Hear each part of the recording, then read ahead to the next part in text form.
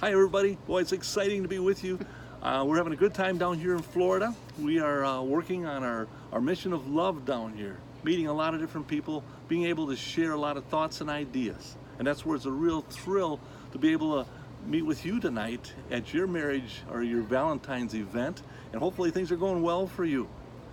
Yes, and we're sorry that we can't be with you guys, but just know that in spirit we are with you. You know, here tonight we were asked to speak at another Valentine's party, which it's people over 50 years old. They're called the Young at Heart. I guess that's us, Young at Heart. That's right. But anyway, so tonight we are going to be over there speaking also, so we're really excited about that too. Now, I know that in the past we might have said a lot of things that are, that are repeated, but it's things that are so important.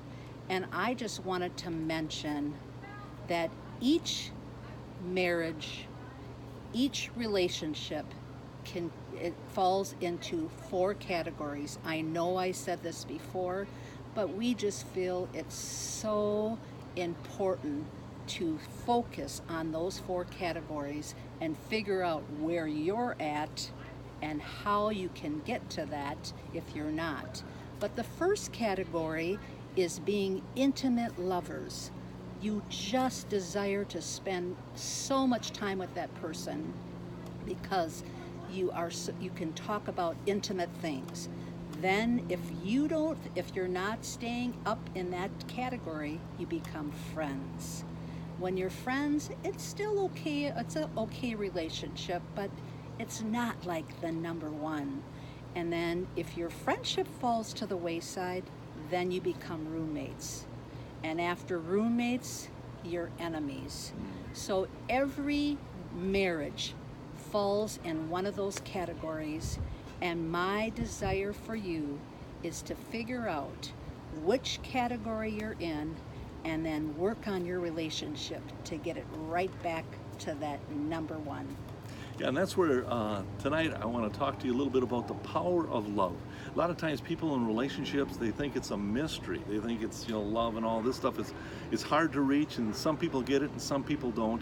Well, and the fact of the whole thing is that, love is something that has to be developed in a person's life. And I know in the Bible it talks about the two becoming one. It talks about soulmates. Yes. And a lot of times we fall way short on having an understanding of what love really is, and we fall into categories like Shirley's talking about. We fall into roommates, friends, and maybe even enemies, I don't know. But, God never meant that to be that way. He meant it to be an intimate, close relationship. And when we can understand the power of love, we can understand the fact that, so many times people have various types of conflicts and communication issues, financial issues, children issues, all these types of issues. And they think, well, you know what? If I can figure out how to solve these issues, I'll have a Yes. beautiful marriage. Well, truth be told, the element that is really needed is the element of love. Because if you can develop the love between you and your soulmate, a true love, the issues tend to take care of themselves. There is a resolution to all the issues and problems we have, and it's love. And I know a lot of times, even people on the spiritual side of things, when they're having all kinds of issues, a lot of times it's a love relationship. They just have not had the love or developed a love relationship with their God. And therefore they have issues, and That's they right. have no answers for it. But truth be told, there is great power in love, and it's something that we do need to examine, as Shirley has mentioned. We need to take a look at this and realize that, this is something, it's almost like taking on a good exercise program. They're great, it's good for the physical side, but there's a love side to each and every one of us that has to be developed. And what happens so many times, the self side tends to surface. A person becomes selfish and never really develops the love that they should. And all of a sudden, everything that goes wrong in their life becomes a huge issue.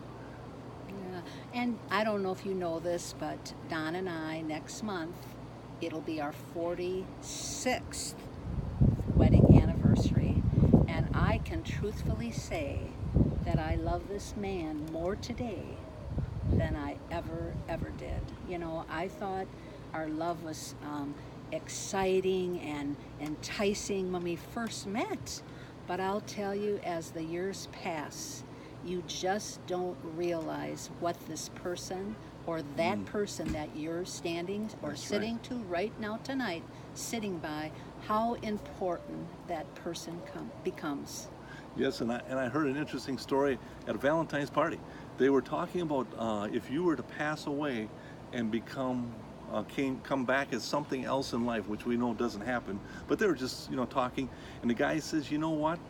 If I was to pass away, and his name was Mr. Jones, he says, if I was to pass away, I would want to come back as Mrs. Jones's second husband. What a compliment that is sweet. to Mrs. Jones. Yes. So for myself, if reincarnation existed, I'd want to come back as Mrs. Schaefer, because I want to keep up with the Joneses. And that's where I'm hoping that each and every one of you can keep up with the Joneses and have yourself a wonderful night, and we'll look forward to seeing you real soon.